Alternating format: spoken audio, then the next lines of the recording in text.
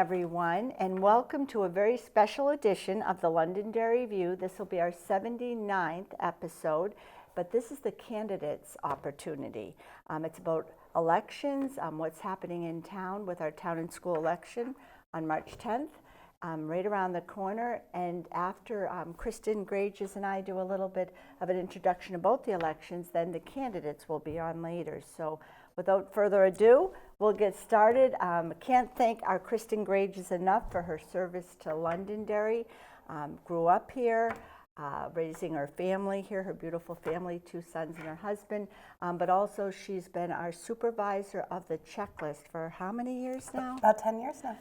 10 years, and I always love the reason that that it's kind of been ingrained in her heart since she was a little girl, because in her office area, her desk, she actually has a picture of herself with her grandma when her grandmother served as a supervisor of the checklist, and it's a beautiful picture. And Kristen, when you're just a little girl, like watching and taking it all in, and then now that years later to give back and to be doing this as long as you have. So Kristen is here with us tonight to explain her role as a supervisor, and she's the chairperson for our supervisors, and also many of the legislative changes that have been put forth and are going to affect all of us. So yeah, absolutely. I'm going to turn it over to you. Absolutely. And I'll jump in if you need me. Thank you for being here. The biggest changes that have happened with voter registration over the past couple of years have involved what the process is for proving what you need to prove when you're registering to vote. So it has always been the case that when you register to vote in the state of New Hampshire, you need to prove a handful of things. You have to prove age, identity, citizenship, and domicile. So you have to prove that you're at least 18, or you will be by the next election, that you are a United States citizen, that you are who you say you are, and that you live here in town. It used to be, up until about a year and a half ago, that if you were missing a proof, for example, you didn't have a birth certificate or you didn't have a piece of mail that showed that you lived in town, there were affidavits that were available for voters to sign to swear and affirm that the information that they were saying was correct. That then acted as the proof for that category. And it was something that was used to varying degrees of frequency depending on need, but it allowed for people to still be able to register to vote at the moment of an election or when they were coming into town hall when they didn't have access to the proofs that they need. During this past year, that has shifted. So it is now a requirement that proofs must be present at the point of voter registration in order to register to vote. So those affidavits that had been available in the past for voters are no longer available.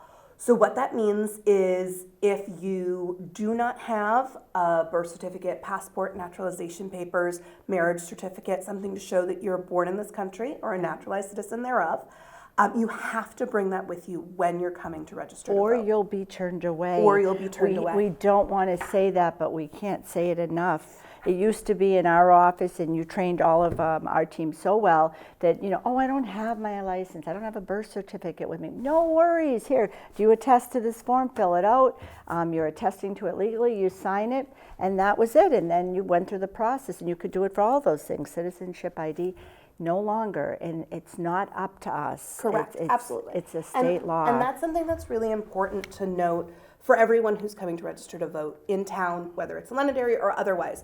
We don't make the rules. No, we really don't. This new process of not having these affidavits available is not something that we have an opinion about or have a say in. And so making sure that we're doing everything we can to communicate to voters so that they know to bring things in advance is super important. And that's why we're here. Exactly. Because we're trying to help spread the word, because we feel horrible when we have to turn someone away. It is always our goal to make sure that those people who should be able to vote are able to vote. And we work really hard to make sure that that's the case.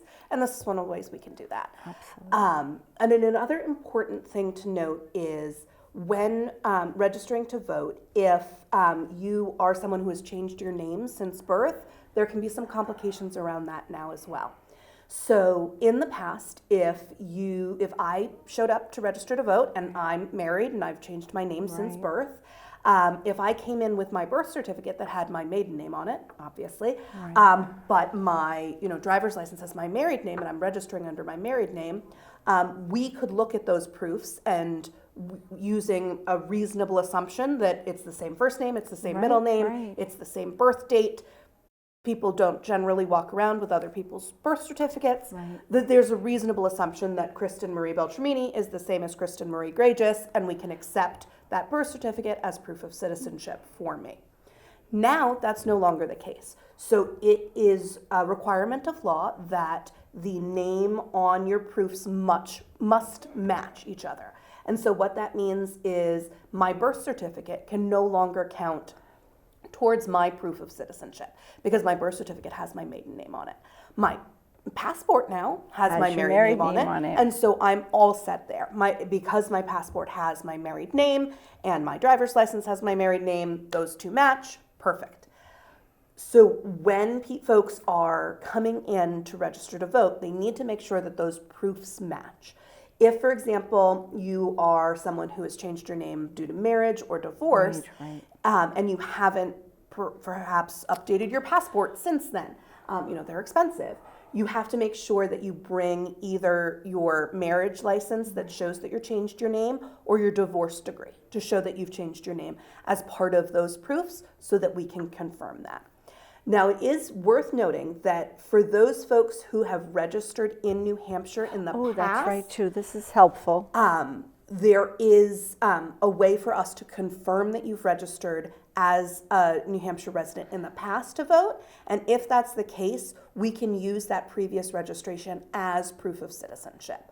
So, for example, I registered in Londonderry when I grew up in town. I moved to Manchester and registered there. That's where I changed my name. And when I came back to Londonderry, they could use my registration in Manchester as proof of my citizenship because I did prove my citizenship when I first registered. Lawless paperwork. Exactly. And so it does offer that opportunity for folks. We have also been given the opportunity to have a very selective access to the Department of Vital Records and the DMV for the sole purposes of checking for voter registration requirements.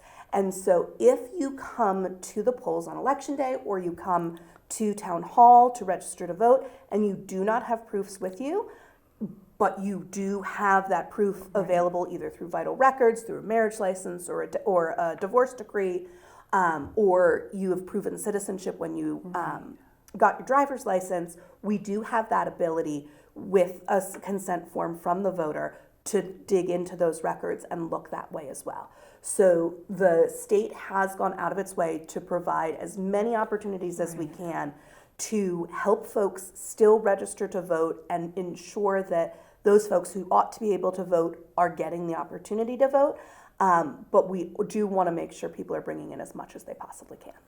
Bring it along with you. Absolutely. Gather it ahead, bring it in. And Kristen, maybe you could share too, because I know you have certain session nights that people, it makes it a little easier. Our town hall is open in Londonderry from 8:30 until 5, and our team there can register people. And then our supervisors, Kristen, as their lead, verifies and checks that everything is in order. And, and then enters it. But you also offer sessions which allow people in the evening. So the next one is? I believe the next one's February 28th. I only remember that because it's my anniversary.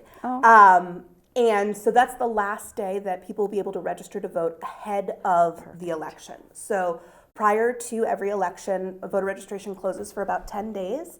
It does that so that we can prepare the files we need to file for the election. And so that is the last day. It's the evening of the 28th will be open until about 7:30 that evening over at Town Hall. And you can come in and register to vote. If you don't make it in by the 28th, you can just come on election day, especially for a town election. You're not going to have to worry about the lines that you have to worry about that we see for a presidential election. So we'll be able to get you in super quick. Perfect. And it's so important. And often when people come into the town clerk tax collector's office during that 10-day period, they'll want to register to vote and do everything they need to do. But that's another law that we have to follow. But it's not a closed door, because you can still come on election day. Absolutely. And our polls open 6 a.m. and close at 8. And there'll be someone there along. Kristine always has a team ready to help our residents to register to vote. So Absolutely. yeah, so we really do our very best to make sure that every person can vote that wants to. It's accessible and as easy as possible. We do our with best. following the laws. Excellent. So, anything else we can think of? I don't think so. I think that is the most important thing to remember is that your names match on your paperwork, and if they don't, to bring in supplementary information. And if you are in doubt or have a question, you can reach out to us.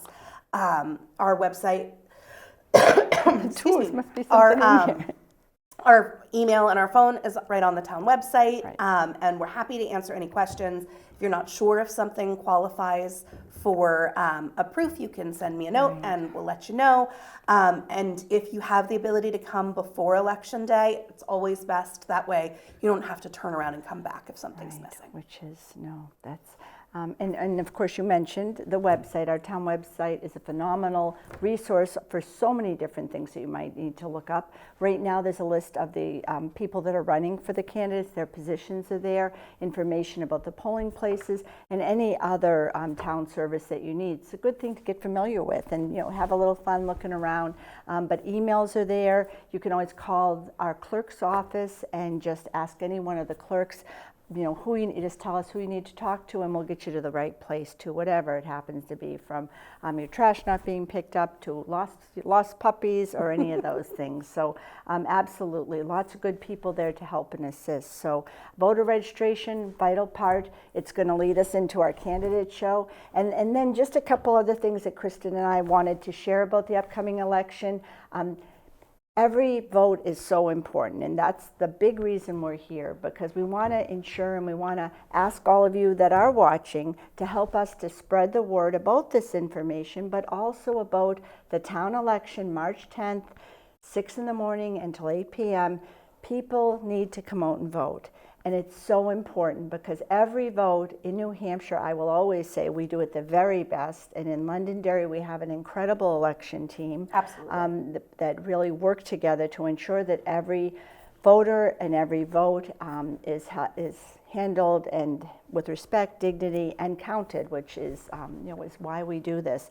And never think that it doesn't matter. It doesn't matter if I come out to vote. It's only the town and school. We're talking about the registration process, but that pertains to town and school. But this is where the decisions are made about who's going to run your town and your school, who's going to be on these important committees, what money is going to be spent, budgets, which is going to affect our pocketbooks and our budgets at home. And your vote is never more impactful than it is for a town or school election. If you think about the power of your voice, a town or school election unfortunately has by far the lowest participation rate of any of our elections. We're very proud of how large of a percentage of Londonderry turns out for presidential elections. We're in the 80th percent of always in terms of participation, which is really fantastic. But the volume of your vote in terms of how strong your voice is at a town and school election is really powerful. And I hope that people remember that, and that they remember that this vote has the biggest impact the biggest direct impact on their lives, on their children's lives, on their community's life. And really, the only reason that we do this is because we believe in the power of those voices, and we want to make sure that they come out and that they feel heard. And we all have one vote. Absolutely. It's something that just makes the playing field equal and even. And Kristine, you just said it beautifully. And for me, that's the biggest reason that we are here tonight and doing this, is because, as you said, that presidential, the place was humming from people who were lined out from probably 5:15 in the morning, waiting for those doors. And how many registered voters do we have now? Almost About 17,000. 17,000. I always keep going on the high end, but by the time people are, so about 17,000. For that presidential, we had over, because of course things change, over 18,000 people that came out to vote for the presidential, which was, just in 24. Now for that same town election, and we had that many registered voters, so you hope that we're going to get that many people, even have to come back. As I remember, we had, and I'm exaggerating slightly, I think 4,000. And again, Kristine said it best. This is what really affects all of us, each one of us and our families, and 4,000 people.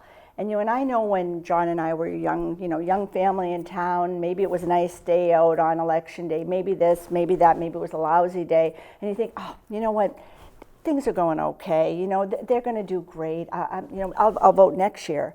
But we have seen candidates lose by 1 or 2 votes. Absolutely. We have seen warrant articles that are so vital to our community and that people want passed lose, when most people will say afterwards, hey, but I wanted that, or the reverse. Hey, I didn't want that to pass. That's going to increase my taxes by this much, each year.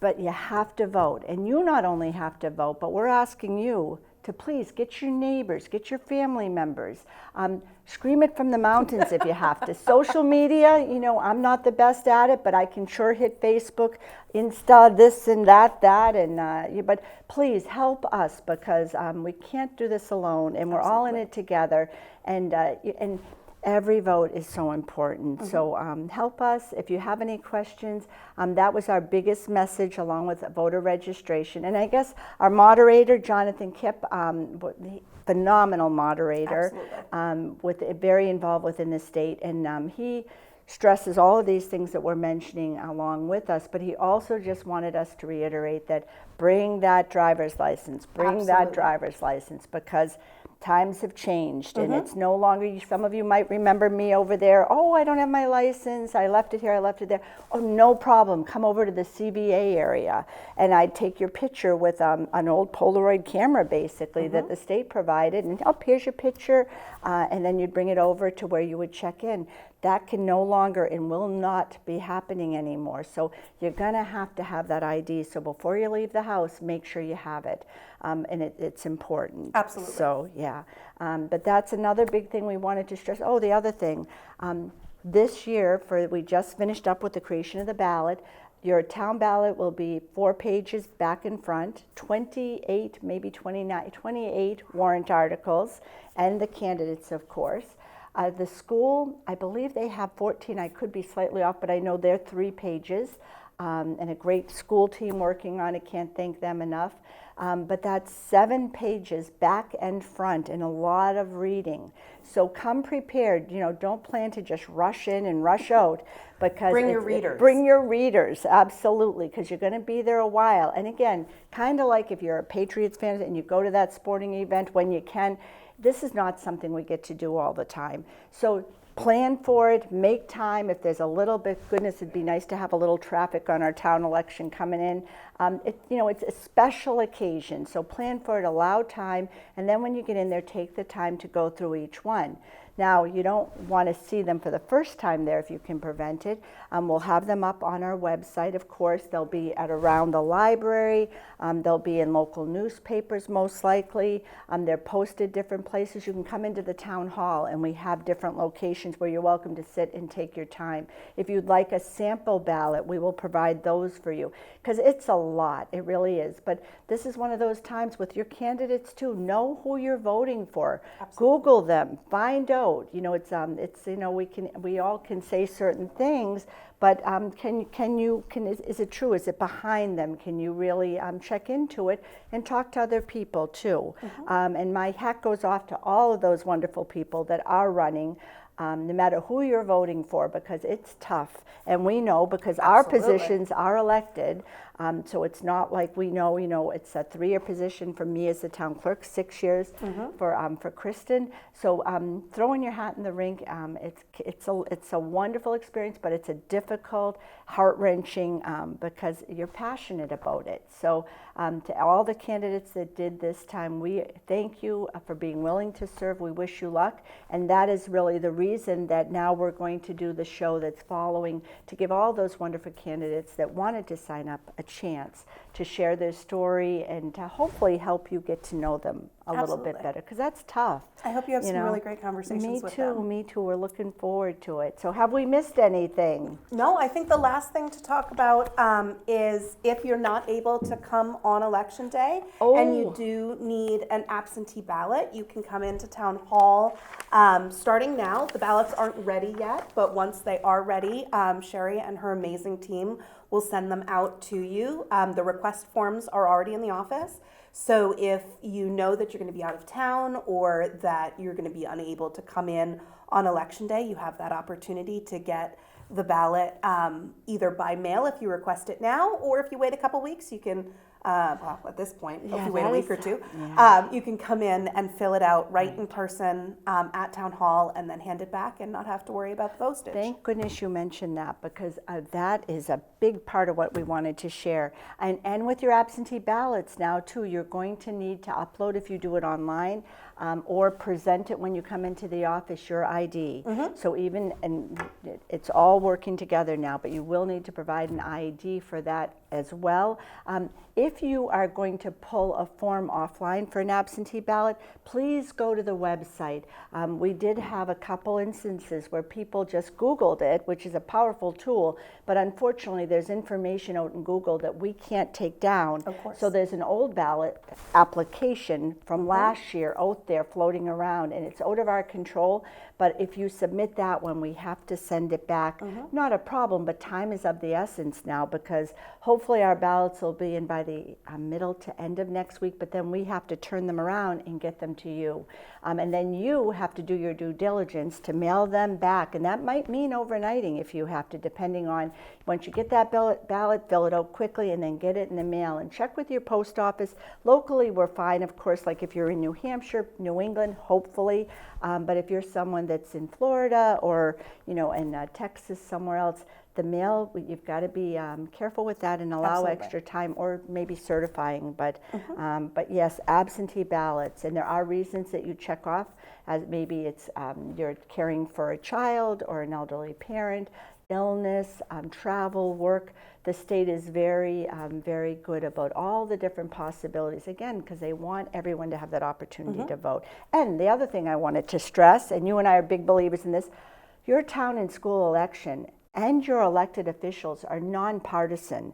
This is not a time to think about, I'm just going to do something because of this belief that I have politically or that.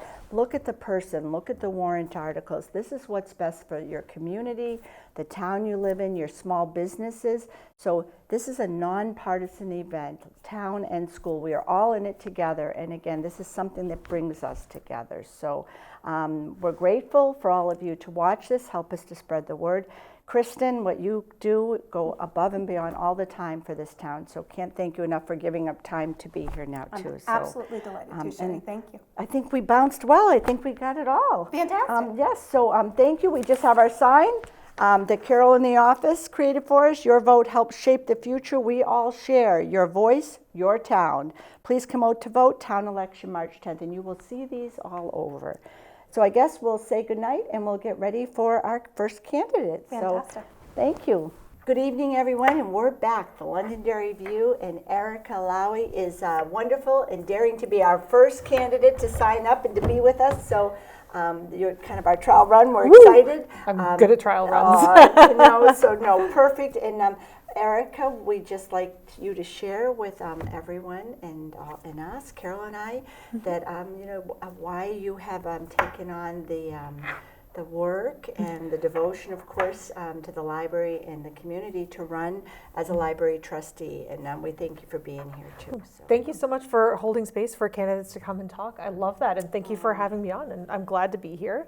I'm running for library trustee, and some of you may recognize my name from running last year. Some of you may recognize my name from library trustee meetings if you have sat through those extensive recordings or sat through the meetings or read any of the letters to the editor that I've sent in to the Londonderry Times over the past year. I'm running for library trustee because I care very deeply about public libraries as a resource. I think that people should have access to information, should have access to the resources that libraries provide beyond books and internet access, and that when we have a space in our town that is so pivotal, so special, and so important to so many people, it deserves to be protected and fought for and advocated for. And so that's why I ran last year, because I wanted to be able to do that. And then this year I'm running again because that is still very important to me. I'm running a co-campaign with another candidate, Azra Paulo, and she and I are running together because, similar to me, Azra feels the same way about public libraries. She's a librarian herself. We feel that they're important public resources, and she, like me, has been going to all of these trustee meetings, collaborating and building positive professional working relationships with the librarians, and trying to find a way forward for our library in a period of time in our town that has not been particularly pro-library or supportive of the resource that we have. That was beautifully said. Thank you. That was wonderful. And I mean, that's the important, that you use the library. You've always been an advocate. I love your shirt that Thank you have you. Repping the on. Leach Library right here. Don't know if you can see Leach it on Library, cameras. Londonderry, New Hampshire, got books, which says it all too. Yeah. And no, it's, Carol, can you think of anything else? I mean, that's exactly what we hope to hear. Yeah. Tell us a little bit about your background, because I know you have a young family. I do have a young family, although my kids are growing way faster than I would like. They're about to turn 9 and 11, so they're in 3rd and 5th grade 9 now. and 11. Wow. Yeah, the older one's got braces and just all of that wild change in life. But so we're raising them here in town, and they go to Matthew Thornton. We love having this community. I work for myself. I'm a clinical social worker, and I specialize in domestic violence and sexual assault, which nobody loves talking about. Wow. And then my husband does satellite software engineering and product ownership. So it's what sort of allows us to live the life we lead, being able to be part of a community and invest our time in the schools and in the library, in building relationships with our neighbors, and having the kinds of things we had as kids, because we both grew up in New Hampshire and we both remember having that sense of community. And in order to have it, you have to participate in it. Something into it. Exactly. You really do. Exactly. That's a good point. Yeah. Yeah, that's because that is part of it. Like even the things, checking on your neighbor, checking on each other. We don't always have to be the best of friends or agree on everything, but we're one big family in this little corner of the world. I guess no matter how you depend look on at each it, other. Yeah, that's a big part of all of these jobs. These candidates, they are jobs. I was going to correct myself. I'm not going to anything that you run for. It's a job. It's like an addition to your job, or a part-time job, and sometimes full.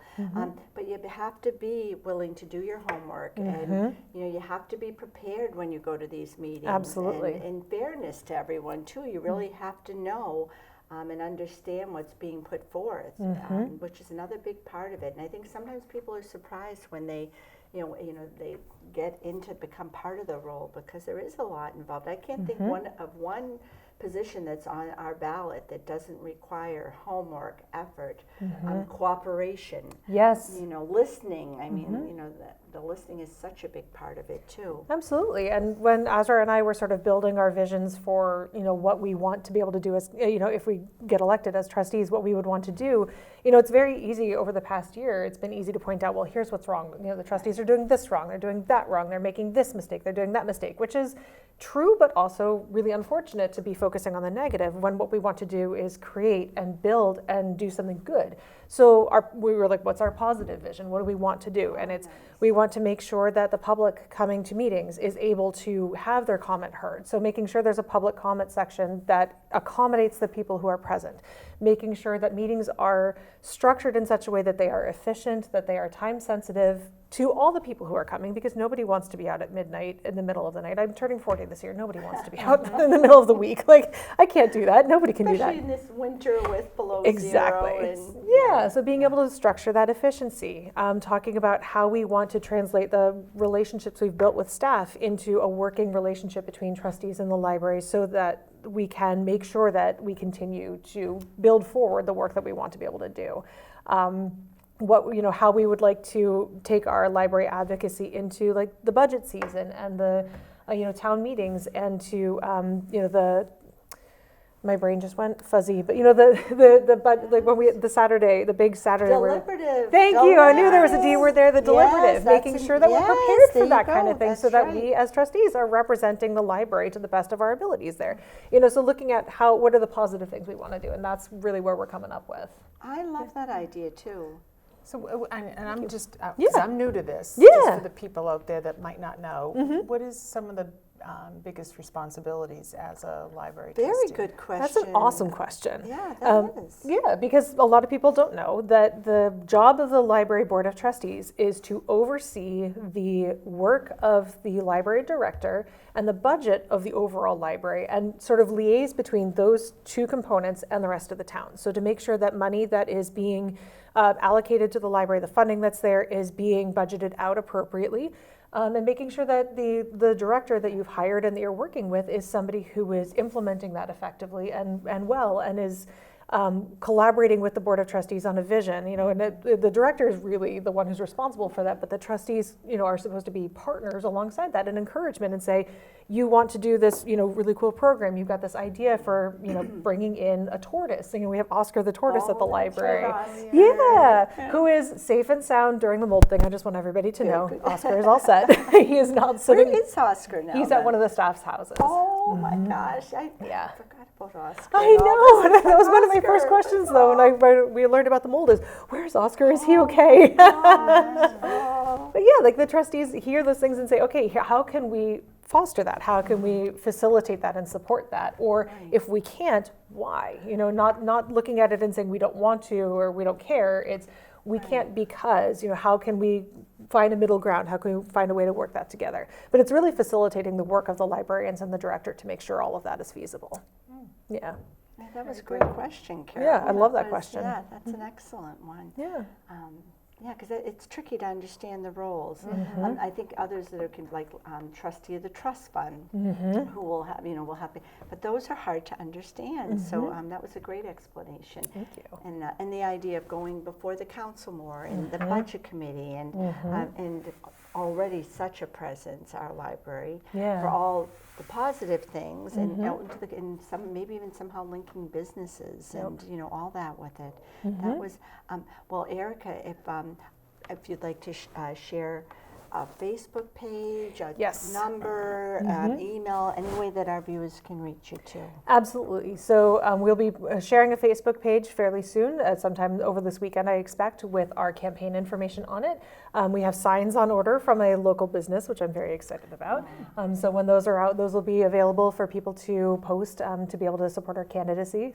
And Azra and I are going to be at town meet and greets and other events to be able to interact with the public as well. So if you have any questions, or once we have that Facebook URL for you, to be able to give you that information, we'll be so excited to do that. And we would love to answer any questions anybody has, or engage with the public on any ideas you have too.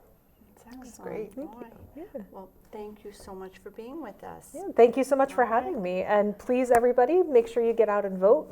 Make sure you give your voice into the system, because it only works when we all participate in one capacity or another. Make sure you vote. Thank you. Welcome back, everyone. And next we have with us Jeff Penta, who's running for our budget committee, 3-year position. And Jeff's been very involved in the town. And Jeff, we're so appreciative that you're here. We're anxious to hear your story. And I'm going to turn it over to you. Yeah, thanks, Sherry. Thanks, Carol. Thanks for the invite. I think what you both do is incredible, especially this format here. So why am I running for a seat on the budget committee? As folks probably know, it's an elected position that really kind of helps the town understand what we're using our money for. I've my family and I have lived in this town for over a decade. We've absolutely have kind of succumbed to the New Hampshire way of life. And my entire family has been involved in one form of community service or another, and this is just an extension of that. I've, since 2020, I've been on the planning board. I'm currently serve as the vice chair. I've had the utmost privilege in the last 18 months of chairing the Master Plan Steering Committee. So the Master Plan Steering Committee, that was an awesome experience, allowing me to get out, understand what Londonderry residents want their community to be like.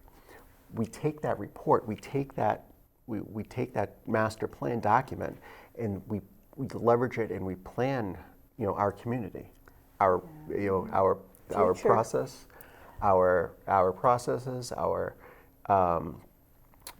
everything that kind of we decide as a town should go back to that plan.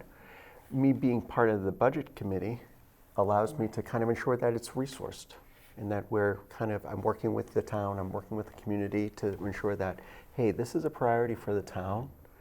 We need to resource this appropriately. How have you put this into your budget?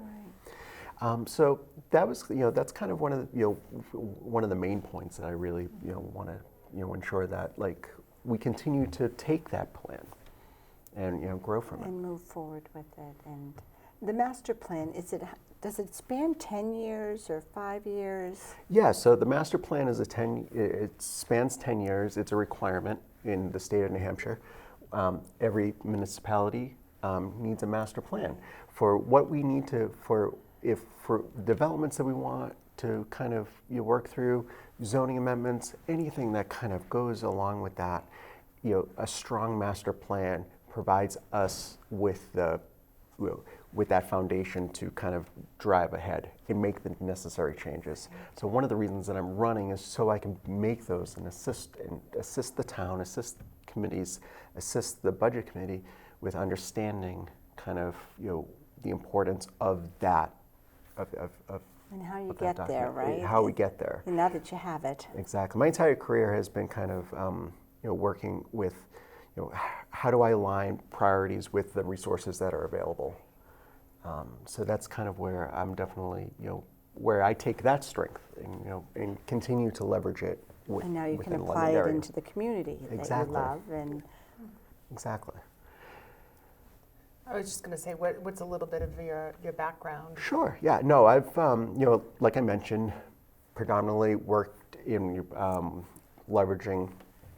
working with organizations, nonprofit organizations, higher educational institutions to ensure that the priorities that they have are resourced, planned, and delivered. So that is, formally it's a director of project management type roles, but from the standpoint of ensuring that what the vision of these organizations are, they have the resources to deliver them, they know where to find the funding to get it done, and they communicate what that plan is. Another kind of area where I've served the town was as part of the planning board, where I've been on the capital improvement program committee for a number of years, and I was chair for 1 year. What that program allows us to do is it allows us to understand where do we have, what capital investments do we need to make in this town. That's another long-range planning document. As a budget committee member, I would very much like to see the budget committee continue to support and continue to drive that. There is options for representation, and I really I definitely think that's another important kind of step and missing piece that I can continue to drive forward. boy, capital improvement, why don't you explain that too? Yeah. So your capital improvement program is all of your municipality buildings, roadways, other types of kind of items that we need to kind of make sensible budget decisions on to ensure they are funded appropriately while not putting much or any burden on the taxpayer. So if we think of the fire stations and the police station and town hall, our roadway infrastructure, how do we fund those, and how do we, one, identify the need? I see so many times we do not identify what we need. We just say, I need $100,000 for this. Well, why do you need that? Why? And and I see this, and this is my professional experience talking. I can ask 3 people, and I'm going to get 3 different answers on what that $100,000 is going to be for. And it doesn't have that vision. There's nothing aligning that vision. We're all invested. We're all invested. Yeah. Now, all 3 of them might be part of it, but it's like, okay, at the end of the day, what are we trying to change here? So it's really kind of like throwing, like identifying what are we trying to change. So back to your question, what the capital improvement plan is, another planning document that allows us to drive towards that. Interesting. In our last candidate, Carol had a great question about, so what exactly does a library trustee role require? And it's one of those questions that we're up here and we're assuming that our viewers really understand it, but and the budget committee is a big one. It really is. I mean, we've just sat through our budget meetings, night after night for quite a while, and we talked about the investment in time and studying and homework. The old teacher in me, that's part of it. It really, you can't go up there cold, and and you've done your homework and preparation in so many other things, which have already helped the community. So yeah, and that's just really kind of I really just want to continue to support the community and understand where we can also find efficiencies, right? We all pay taxes. We all want to pay less taxes. No matter who you are, we want to not pay as much taxes. So where do we go from there? Where do we find efficiencies? We can't just throw money at problems. We have to find the efficiencies to ensure that the services we provide to our community are strong, that the people that are supporting those services, that are kind of providing those services, feel supported, that they have the tools necessary to provide that those services to our community members that honestly expect it. Yeah, that's a good point too, because it is expected, because it's hard-earned money and labor and family sacrifices, depending on what some of these decisions are that are made. So thank you. No, that's so why don't you share with our voters how they can get in touch with you? Because I see you all around. Sure, I know you're always No, involved. absolutely. So right now, the best way to get in touch with me is through my Facebook account. Jeff Penta at Londonderry Budget Committee. You find me on Facebook. Would love to kind of shoot me a message. If you see me out and about, just ask me questions. I'm looking forward to kind of meeting more folks here. One last plug, if you don't mind. Absolutely. Sharing. The Master Plan Steering Committee group has done a phenomenal job producing kind of a draft for the Planning Board to adopt. That currently is that's open for public comment at this time. You can find information on where to kind of provide that public comment, but it's really incredibly important that we continue to have that public comment period open, have the public comment on the report, see the report, what we've done there, so the Planning Board can work to adopt it. Very important. And I wasn't realizing that, so thank you, because we can still have a voice, and very good that's point. open until March 5th, Excellent. or March 4th, sorry. Excellent. So maybe we can get Aaron can put a little something up in the back about that too, because information's power. Absolutely. But Jeff, we can't thank you enough. No, I appreciate you. I appreciate the invite, and thank you. And I really hope that through this course that I earn your vote.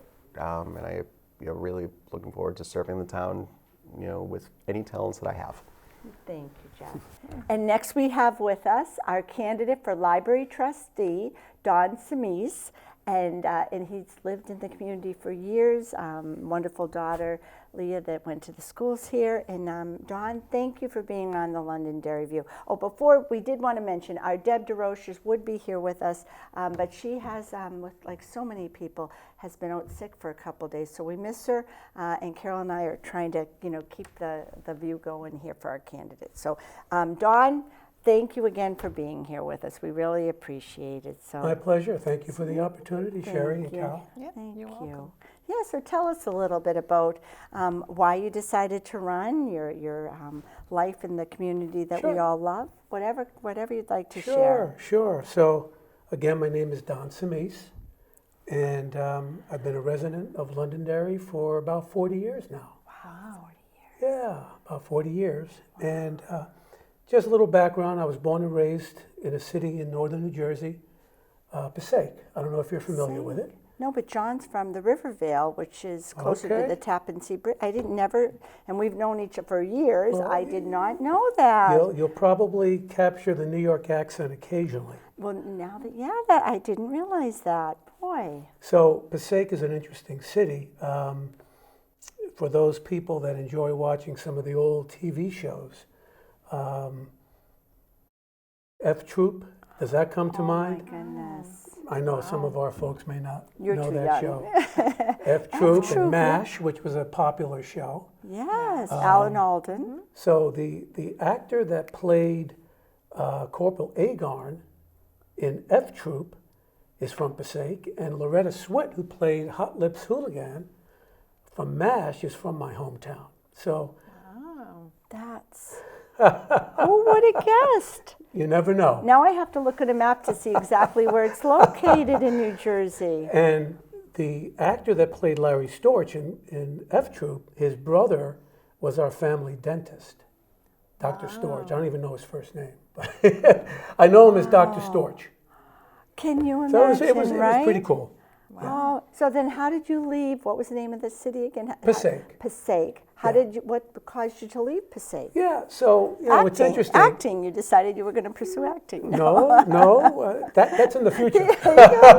Thanks to our libraries, I'll be studying screenplays. You never know. You never know. You know, no, it's an interesting story. My father engendered kind of a love of weather in me, and so my initial career choice, or thinking about my initial career choice, was to be a meteorologist. And but I've also enjoyed writing. So I was the editor of my high school sports page. So I enjoyed sports and writing, and I had this love of weather, right? So what direction am I going to go? So I decided, after kind of looking into things, I'm going to pursue writing, right? So made application to Boston University. I was accepted in their School of Journalism, which I was very, very pleased. I spent a couple years in the School of Journalism at BU, and then I decided after speaking to one of my professors about sort of the transition, if you will, to get to the next level. Yeah. You'd have to kind of pay some dues. I said, I want to have a column quick. So I said, that's not for me anymore. Wow. So went to the School of Liberal Arts, graduated in '82 through a recommendation after spending a very short period of time in proprietary education. A friend of mine suggested financial services, and I've been in the financial services field as a practicing financial planner for about 40 years now. I have a great team in Manchester. We have a wonderful service staff. We love working with our clients. My love of libraries really, I think, came from my mom. She would take out books from the library in Passaic. For the last 20 years, I have a volunteer gig up in Brentwood, New Hampshire on Monday nights. And before I go to this gig, I go to the Mary Bartlett Library in Brentwood for like an hour to prepare for my teaching that I have. And so I've been spending 20 years in this library. So my love of libraries is wonderful from that standpoint. The people at that library in Brentwood, even though I'm not a resident, they welcome me with open arms. There's a lot of chatter that goes on. It's a little different than my typical library experience, that we grew right? up with, right? Right. Yes. So families are coming in there, patrons. There's communication. They give everybody cookies every now and then. So I love libraries. Libraries for me are for dreamers, right? You have to be captivated and have that kind of interest in libraries to be captivated, to want to go and study and find resources. Years ago, I did my stock research in libraries. Wow. You know, if you want to become a screenplay writer, study in libraries, right? So look, I know that there's been some chatter recently, locally, right? I do read the papers. So look, at the end of the day, why I'm interested in this position, and to be frank with you, I gave this thought even before I started reading the papers and finding out about the local chatter. Did, sure. So only in my research as to the position did I find out about the local situation. Nonetheless, you have a hardworking staff. You have people that have given their lives to this career. So, I mean, the way I think about it, Sherry, is that, you know, I want to be a support system to the staff. If given the opportunity to, you know, win the seat, to support these people in their daily activities.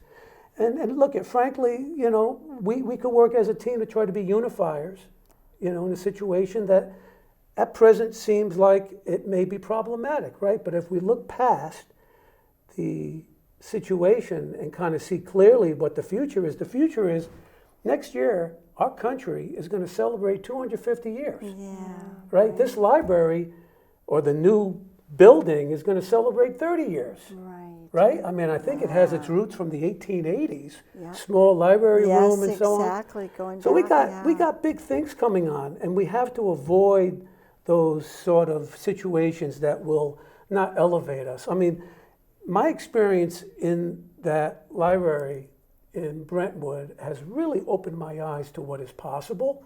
They won the Library of the Year award in 2014. For New Hampshire? In New Hampshire. Oh my gosh, Yeah, I so wasn't aware Brentwood of that. Library won that award. Wouldn't it be wonderful if we have the wherewithal here to strive to those kinds of levels? 250-year anniversary programs devoted to that, you know? And we have the team. I mean, John, we have an incredible team of devoted workers, love the community, definitely worthy of that award. I think that's incredible. Yeah, it's a goal, you know. It is. That's a great goal. That's a great goal. It really is. I mean, I should mention again, I love Londonderry. I wouldn't live here with my wife Cheryl for 40 years if we didn't love it. Right, look, we always talk where we're going to be in the future, right? And for some reason, we just stay here. Don't tell me why. We just stay here. It's kind of addictive here. It's a love. It's a community. Look, you so know? we have some resources. You know, I'm involved in some activities locally and stuff like that. So I have connections here. But at the end of the day, I would love to be. It would be an honor to win this seat. So I do ask for support. And I would give him my wherewithal for those 3 years. You know, frankly, I think the meetings are too long. I mean, look, I've seen videos of 4-hour meetings. Look, I'm of the opinion you can probably accomplish good things in 2 hours. Yep, exactly. So I would be a proponent of making sure we adhere to an agenda. And obviously you have public inputs, and that's important. But the last thing I think people want to do is get out of here at midnight. Oh, and then and you're people are tired, you have families, and hungry, and so emotions run hotter. It's like it should, and I think it's respectful to everyone. Like if you know your start time and your end time, and there can always be a little, Don, absolutely. No, that's wonderful. Well, thank you for the opportunity to. Well, that was the fastest, I think, time period fascinating to hear where your love originated with your mom, but then also I know Carol and Deb and I now are going to want to travel to that Brentwood. To see that library. How wonderful is that?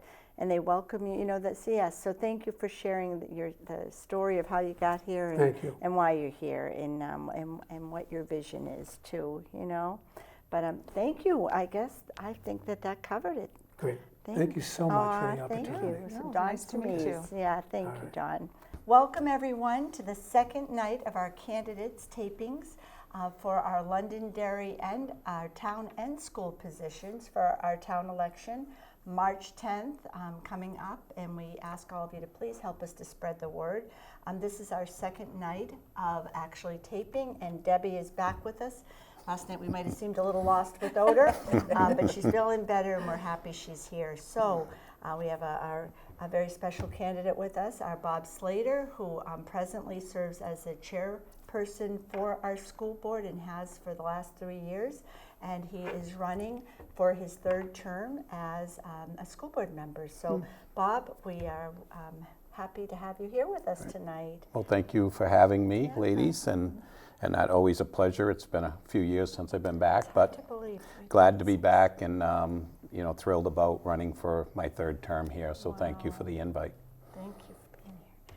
Yeah, so tell us a little bit about the last 3 years or Sure. why you decided to run again. Sure, yeah. If everybody doesn't know out there, I've been in Londonderry for 42 years. My 3 children, 42, 40 and 37, all went through the Londonderry school system and now are doing very well. And we have 2 of our 4 grandchildren that attend Londonderry, one in 8th grade and one in 5th grade. And my daughter-in-law is a teacher at Matthew Thornton, been here for about 12 years or so. But I got involved about 8 years ago. I got elected 6 years ago, so I'm finishing up my second term. And we all know the first 3 years were our COVID years, so there wasn't much progress made. It was more or less trying to get our children through the school system and do the best we could with remote in and out of school and that. But I can tell you at the beginning of my second term, my colleagues on the school board nominated me for the chair, and my goal was to keep us all well informed and build a community trust with our families and get the schools back engaged with our parents, because that's how we thrive, is to have everybody involved and getting to know our students better. So here we are 3 years after coming out of that, and the progress in our schools. As a school board, we functioned very well with the 5 of us and always have the children in our minds first and our staff. You know, we have over 700 employees for the school district and we have about 3,800 students. So there's a lot of intangibles that we need to manage on a day-to-day basis. We've had a lot of changes of leadership. A superintendent that's in place now has been here just over 3 years, going on to his 4th year coming up in year 26, 27, and has led the charge with the academic role and accountability. And that's one thing we wanted to step up this year and led this year off with, is accountability across the board, whether it's the students, the parents, the staff, and the school board. It doesn't stop anywhere. And the more accountable we are for each other's actions to do better. It isn't, just to have accountability, but that's the way you build a district and a great education program and fiscally responsible for our taxpayers.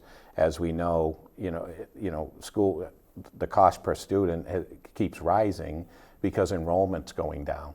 And we've looked at different ways of funding, and a lot of our government grants aren't, we can't rely on those anymore. Everything is evolving around leadership in Washington and at the state level. So we're doing our best with declining enrollment. And one thing I'd like to emphasize to the people out there is we worked very hard, and last year we had a level funded budget on our school side from the year prior, which we were the only town in the state to do that, without cutting any curriculum or any staff other than attrition with retirement. And this year we had 2 unknowns, which was a $2 million increase in our health insurance and our teacher salaries that we negotiated last year. And we made a change in our STEP program so we could attract better teachers and be able to pay them to work in Londonderry for our students. So we had those 2 intangibles, but then the superintendent, with the work of his staff, came back to us, and we're about $273,000 below default, even with that. And then, we've got the warrant Article 3, which is full-day kindergarten. We're one or two towns in the state without it. But I kind of want people to get away from that phrase about the kindergarten piece. I wasn't a believer in it 8-9 years ago. I didn't feel as though that was a necessity. And then I got involved with the committee and started going to these meetings and really got the data on it, went to other districts that had it, talked to other districts that didn't at that time 7 years ago. And with all the research I had, I found that the first, second, and third graders were far ahead of where they could be with full day than half day. And yes, there are some statistics out there that say by third grade you're caught up. But what we're trying to do is elevate our kids' education, our students. So if they're not playing catch up first, second, and third, we're hoping they're excelling by fourth, fifth, sixth. So that's one of the reasons for full day K that I became a believer and we've been pursuing. So this year on the warrant is full day kindergarten, moving out of Moose Hill, leaving LEAP pre-K 3 and 4, and then that'll leave 4 or 5 classrooms for some training and some storage. And our program will continue there, but putting them into the neighborhood schools, which will save on midday bus runs a substantial amount, and we'll get full adequacy from the state every year, which doubles because we only get half day. So with that warrant article, it's a savings of approximately $740,000 to the taxpayers per year, which is about 0.12 cents on the tax rate. So you'll see Article 3 is a reduction of 12 cents per thousand. It's a great way to do it. It gets the students. We've got buses worked out where the kindergarten would sit up front, assigned seating, and then first grade, second grade, or sit with siblings, whatever works out. But last year we had tried, and we thought we had a good, a good thought in that of putting district office. As you know, we've been in a lease for 7+ years of $250,000 at district office, and we wanted to get out of that. Now we have a separate project, which is across the street, teamed up with the town and the town manager and the superintendent, and we've got a joint committee, and we're proposing on Article 7 for zero tax increase using fund balance of both sides to get us back to the center of town. And after 7, 8, 9 years, that will be repaid back to the town, and we will, have a dollar payment for a lease. So we've got a lot going on. Yeah. But the biggest gain that I've seen, financially, we've been able to do a lot more with the tax dollars. We had changed our purchasing policy 3 years ago, working. It was nice back 3 years ago. Mr. Porter got elected. He's a financial background and was very instrumental in working on the purchasing policy with my business background and our other colleagues helping out. And we were able to change that to reduce spending, do a better bidding process, and use those savings to take care of some of our older buildings without asking for more tax dollars.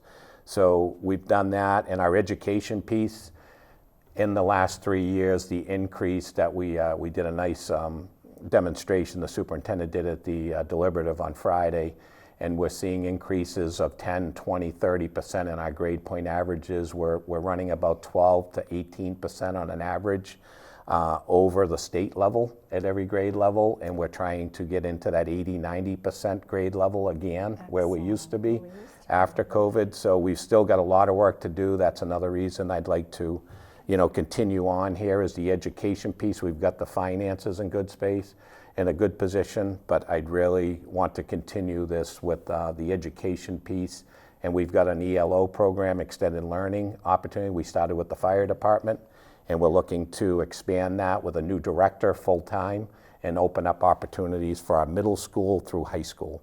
And that's going to change our whole school system with life lessons and that. So a lot of exciting stuff coming out of Londonderry in the schools, and I'm hoping I can continue this trek. Did you want to give out any information as how anyone could reach you or anything? If they have questions? Yep, I have Bob Slater for School Board Facebook page. On there is my, I just as soon talk with you rather than text, but send me a text. Facebook message, direct message. I have a lot of stuff and do postings every 3-4 days. And I would say that's the best way, but I talk to a lot of people. It's a lot better to do it. I will not respond through Facebook and get into that. I'd rather talk and and that it's you can get all the information and have a better dialogue that way. Really so, can. but yeah, I'm hoping you know that everybody will come out March 10th and vote. It's important, and I hope you select myself and vote me on for a 3rd term as a school board member. Thank you very much for coming We in. learned a lot. Yeah. So many Yes. exciting things.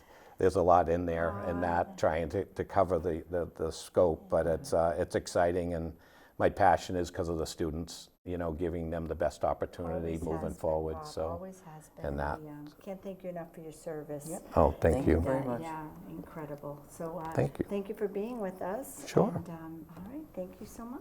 Thank you. Hi, everyone, and we're back. And next we have with us Alan Roy, who is running for the town council position. There are 2 positions open, and Alan is throwing his hat in the ring. So we appreciate you being here with us. Thank you. Welcome. And we're excited to hear more about your why you're running and all those good things, Alan. Sure. Yeah, well, my wife and I moved to Londonderry 15 years ago, and we've seen a lot of changes. We came here looking at this as hopefully our last home purchase, and wanted to settle down and just set some roots and, you know, have this home for our kids and our grandkids as, you know, as we move on. And, you know, so, you know, and we got a beautiful neighborhood. We moved into a great neighborhood, and we fell in love with the town. We really like it here. That's what happens. And it's such a nice town, and but you know, and I've seen the changes over the years, you know, and heard studies, heard studies done. Part of a study that just, you know, some people weren't so happy about some of the things going on, and so I figured, you know, I want to come in and see what I can do to help. And you know, as far as I'll go with my background a bit. Perfect. You want to be part of the solution. Yeah. So, well, my first 30 years of my career, when I was just a problem solver as a tool and die maker, but that's not town related or anything like that. But after that, I got an injury. I couldn't go back into my trade. I decided to leave my trade, and but I got into insurance and financial. Worked for a few companies with New York Life and a couple others. Went independent for a little while. COVID kind of crushed that, as it did for a lot of agents, and so after that I started working for Grand State Independent Living, actually. So I'm a peer mental coordinator with them, and I love it. I meet a lot of newly injured people, and I help with people with. I hear a lot of, when I was doing insurance and finances, I was hearing a lot of people worrying about taxes, and especially getting older and getting taxed out of their homes, and it bothers me to hear that. And you want to, like I said, we want to make this our last home. We don't want, you know, and then working with the disabled community, I've actually seen it happening, and like I got injured 20 years ago. So, you know, I haven't been in my chair, you know, my whole life. So it's a new thing. I was on crutches for years, and in my chair the past 6 years, I had to start using this more, and I'm more and more into this. But anyways, being with the disabled community and helping them out, I help them find resources. I help them I get them involved in activities. So I do adaptive sports. So I'm an active person. I do hand cycling, racing wheelchair, and actually we got a wheelchair basketball thing coming up next month. So that, Nice. but so I'm active with that. Yeah, I like see people get out and do things, and I've advocated for stuff. As like the one time I wrote a letter to the editor in the Londonderry Times about Virginia's All Persons Trail down in Pelham. It's a Merriam Farm Conservation Area. I advocated for that, helped them get that, and it's a great trail for somebody in a wheelchair can go through it, and it's just a really great experience. But that sounded, John and I thought that was so, we're hoping in the spring to go visit there, just the way you described it. It it's wonderful, beautiful. Yeah. And so I like to see people get out and be active and stay healthy, and just Fresh have air. that. Yeah. So in Londonderry, we have the rail trail, but I'd like to see more. Yeah. And see more, so maybe some, like I went by the Laue fields, and I seen we get a basketball court over there, which is one of my things I like, and so I'd like to see more done in around that. I actually never even knew that those fields were there until somebody mentioned it to me recently. They're so far So behind, hidden. Yeah, they're set way back. Yeah. Yeah, I think we need to advertise more for that there to get people more active into things like that there. As far as the whole tax thing and stuff, trying to, our taxes are kind of high. We pay 70% into the schools. It's a lot. I'd like to see that. It'd be nice to see that trimmed down some. But I think what we can do to help people out so that they don't have that worry is enforce some impact fees. We can do some strong impact fees in the businesses. I'd like to see more development in the businesses around town. I think that would be better for the town, and change some of the zoning laws. And one of the things that really needs to change that I've noticed over the years is when you have housing apartment complexes coming in. When you hear about the population growth, and like I went to a tax thing about a month ago, and I was talking to one of the guys there, one of the representatives that presented that, and I said, you're talking about residential and you're talking about business. And that's all this is, just split down the line, right, like that, residential business. But when you have an apartment complex come in, that's a business, but it's being taxed as residential. And he says, yeah, that's a gray area. I said, then why don't towns, and this is something you can do at a town level, and he said he's working down in Salem for something, he's trying to do something like that down, what I was talking about, is the tax code needs to be changed for them, because why is it when you talk about population growth, us regular homeowners who didn't cause it get hit with the extra tax from the development coming in? That shouldn't be an overflow into the taxpayers. That should be something on the development. We shouldn't be carrying, I look at it as we're carrying part of their tax burden, basically. So that should be more of a tax basis per apartment rather than a square footage thing. It needs to start hitting them per apartment, try to figure out a formula where you get so many people coming in. They should be covering that, the property owners. Nothing on the renters. No, the renter, they're paying way too much as it is. The studio apartment like the Oak and Pine studio apartment is $2,000. Yes. I was floored when I seen that. I was like, come on, you're kidding me. Yeah, I don't. And you look now, all the studios are taking the other No, apartments right. are still available. One bedroom could be So- 2,500, 3,000. That's Yeah, crazy. over What do you guess? 3,000 Over, average. yeah. Average Yeah. market 7, rent yeah. in Londonderry. I was looking at the average market rent in Londonderry is $6,890. And the average, the median home price in Londonderry is $688,000. So it's everybody, and that's another thing. People talk about affordable living. Where's the affordability in any of that? So some changes need to be done. Some taxes need to be looked at again, and so somebody has to find that gray area in the middle and settle that so that we're. I had rentals. My first house was a rental units. I did that, and I kept low rents for my tenants. And I foot the bill on my taxes. But I didn't have a big complex, nothing like that. But 50 or 100.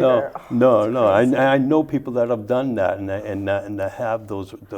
But again, they should be covering the full boat, the full cost on bringing the people into a community. The community shouldn't be picking it up The burden on for them, right. because where's their profit going? It's not coming back to the town. They're going to pay their share of taxes, but do we get to the letter I wrote is, do we get to use your pool? Do I get a cut of the profits? Should every homeowner get a share? It's Right. but, Londonderry View will be over there. but another thing that would be nice Location. is stop selling off conservation lands. Maybe we can buy some conservation lands. You can create some great areas where, like that Virginia's All Persons Trail is. There's a whole area in there that it was the town bought it to keep it from going to the developers, and they preserved in the area. You get birds that come back in the spring, and they nest there for the spring and summer. They leave for the fall, winter.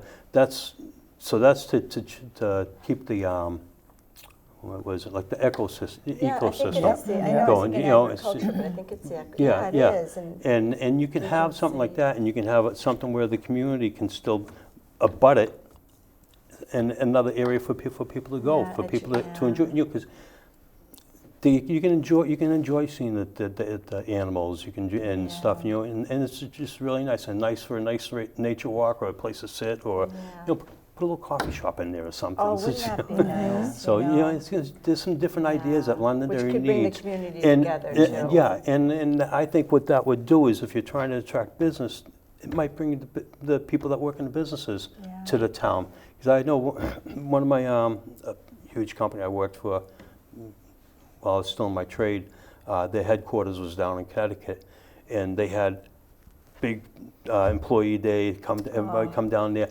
And we used there was a like appreciation days. Yeah, but it wasn't on the company property. It was at a location in town, and that's what we used. And it was nice. It was like, man, we got to come back here again. Bring everyone together. But that's the thing. You bring the business in. You show the business what your town has to offer. You know, a little bit more than apple picking's great. Do a couple months, more of a community area. That's something you need we more don't community have. areas. Yeah, I'd love to have a downtown. You know, we need some that's things. the one thing not having. So that's what got me going. That's what got me wanting to work in the Your town passion council. for So it, my passion for the town, my passion to bring people together, make things a little more accessible for us to get around, and some areas. Is there like, any, are you going to be at any of the other functions that are coming up for people to meet and greet you or anything? Yes, Yeah, to talk there's to one. you? Well, tomorrow I won't be in town. Tomorrow, I think Saturday. Saturday, okay. There's I'm one. sorry, Yep. I'm forgetting. Yep. I keep Yep. thinking today's Friday. Saturday I know. at the town hall. Saturday, Actually, yep, isn't yep. it? Yep. We pretty much used up our Yeah, time, yeah, so we're going to. yeah. I'm sorry. But no, you're fine. No, And I you're know you've been fine. going to a lot of the meetings, so Yep. you're learning and I'm trying, which is and- important, and- showing up. And, Yeah. you know, And people can reach you at any particular way if they want to talk to you, or Yeah, just come to the meet and greets, or. Come to the meet and greets. I don't have a Facebook page. I try to stay away from that there, but yeah, that's the. I didn't do a campaign page. I don't want to deal with it. I don't want Wonderful. But it's better talking to a person. I go to the gym. So I can work out my upper body, so I can stay in shape for basketball and cycling and stuff. But so I go to the gym, and might run into somebody. Conversation starts. Yeah. Well, it was One absolutely person at a wonderful time. having you here It was. tonight. Thank Yeah. you, Thank you. Alan. Thank you. Being Yeah, here. it was Nice good being here. To hear that, Nice to meet you. Yeah. You and too. then- Nice to meet you. and, Yeah. exciting, exciting. The March 10th is our election. March 10th, yeah. Yeah, polls Get out open and vote. 6, and please come out and vote. And Alan, you're looking forward to meeting and talking to people. So Yes. Yeah. to have Thank See you me. again. See me around town. Stop me. there you go. Stop me and right. talk to me. Just Yeah. that's it. And it's conversation, face to face. Yeah. No. Well, thank you very much. We appreciate it, and we're excited for you. And thank you for being on the Londonderry View. Really Thank you. appreciate Thank it. you, The ladies. viewers will. Hi, everyone, and we're back. And our next candidate is our Brian Crowley, and Brian is presently serving as a trustee of our trust fund, and he's running for the supervisor of the checklist position. And Brian, I know you're wonderful around town. Leadership Londonderry was something too. Correct. Yes, so we're happy you're here, and tell us about yourself and why you're going to run for the supervisor of the checklist position. Thank you very much for the invitation to be on your show. For the viewers at home, again, my name is Brian Crowley, and I appreciate the opportunity to speak with everyone tonight about the supervisors of the checklist position, and that I would be humbled to receive your vote.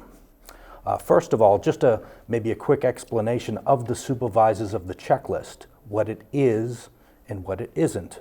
The first is it's to maintain accurate records of the voting rolls in the town, add new voters, remove names which no longer belong on the list, such as for deaths or if people were to move.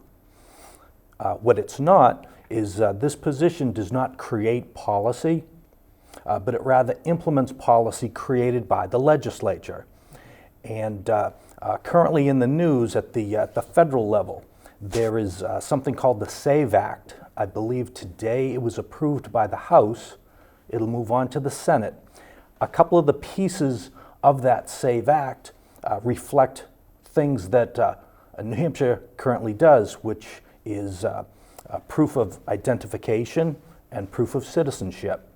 So again, the federal government is moving that direction. Once again, New Hampshire leads the country in good examples. I think they're both excellent things that should be in place. As far as I get a couple thank yous to throw out there. First to Barbara McDonald. I guess Barbara is the current, her term is expiring, so I want to just thank her for all her work over the last couple of years. And to all the other citizens of Londonderry that have served in this important position. Also, I have an opponent, John Ambrose. I have not met John, but maybe after the election we'll go out and have a beer at the Stumble Inn. But thank you for running, and I'm always a big fan of competition. I think it brings out the best results in any race. Lastly, I'd like to thank actually everyone for running this time for the different positions here in town. We all love this town. We're eager to faithfully serve this beautiful community that we call home. If you'd like, I'll take a couple questions or I'll keep gabbing. No, they want to hear from you, not us. All right. Brian, but I do love that you explained what being a supervisor of the checklist is all about, because unless A lot you're of in people these don't really positions, know. you really don't know. Yeah, and I'll admit that thank you. I didn't know. I'd seen Right. say the title before. I was like, what the heck is that? Exactly, and it's a 6-year term, which is different than the other positions too, you know, so no, that was a helpful. Yep. So, okay, qualification number 1. I tend to think of myself as a political enthusiast. I love the political process. I like getting involved with candidates, helping them out with their campaign, and this was a picture from 3 years ago that there was the nor'easter in town. Yep. And so, front page of the Union Leader. I was helping out Ron Dunn. He was running for town council, and it was the picture that was taken here was early on. It snowed the entire day. It was a rough day. One of the actually several of the people. Oh. Just another one. Yes, no, I love that. I remember a family came in on their cross-country skis. Yes. It was just a So- moment in Londonderry's memories. Yep. So I don't think I just wanted to sort of give a shout out to the folks shoveling all day. Let's say it was Sam Bailey and Cynthia McGregor. So that good job. something? Hopefully we won't have to do it this Hopefully we year. won't. You can never tell. And again, Ron is running again this year. I'll be out front with my little sign to help him, and like I said, hopefully we won't have the snow. So there's my number 1. Number 2, as Sherry had said a few minutes ago, I currently have the position of trustees of the trust. So again, I feel as if that would be, if I'm elected for the supervisors of the checklist, it's, say, similar capacity, working with the town, making sure things are squared away. And I wanted to give kudos to Finance Director Justin Campo, because him and his staff, they just do an outstanding job of keeping us organized. Anytime there's information, it's very well put together so that we can make a good decision for the town. All right, let's see. Shout out to my current fellow trustees, Jonathan Esposito. He's also running for re-election. And Linda Green, just a wonderful lady who serves in various capacities in Londonderry. So I just want to mention their names. Qualification number 3. I am currently in the Leadership Londonderry class. There's the fancy little... Graduation. It is. It's Graduation coming up. is what? A week away. So that'll be nice. And during one of the evenings, Sherry was giving a presentation about the responsibilities that she had. And then up stepped this lady I did not know before, Kristin Grages. She's the chair of the Supervisors of the Checklist. So during her discussion, she was just mentioning about the position, what she does. So it tweaked my interest. I was like, geez, it's a political thing. Let me look into it a little bit more. So I attended the supervisor of the checklist meeting with Kristine and Maureen Hardy. I just asked different questions. They were very gracious in giving me just an explanation of what they did, things like that. When I left that evening, I was convinced I would be a strong asset to the supervisors. Let's see. Real quick, a little bit about myself. My family has now been in Londonderry for 23 years. Wow. It has gone by quickly. I know some of our neighbors, they're up in the 40 years here in town, seen a lot of changes, but we absolutely love it. And the reason I bring that up is when my children were little, I didn't have a whole lot of time to give back to the town.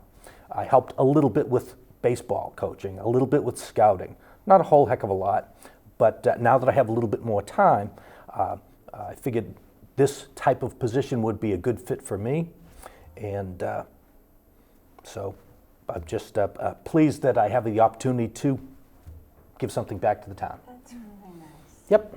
So, questions, comments? No, Do you have a hobby? Let's see, hobby. I do like outdoor stuff. Like I'm a member of the Chester Rod and Gun Club, so okay. I like that. Anytime I get a little canoe, anytime I get a chance, get out there, go fishing, things like that. Outdoor stuff, just love it. I'm kind of a homebody. People say like, oh geez, do you travel? It's like, nah, I was in the Marine Corps for 6 years.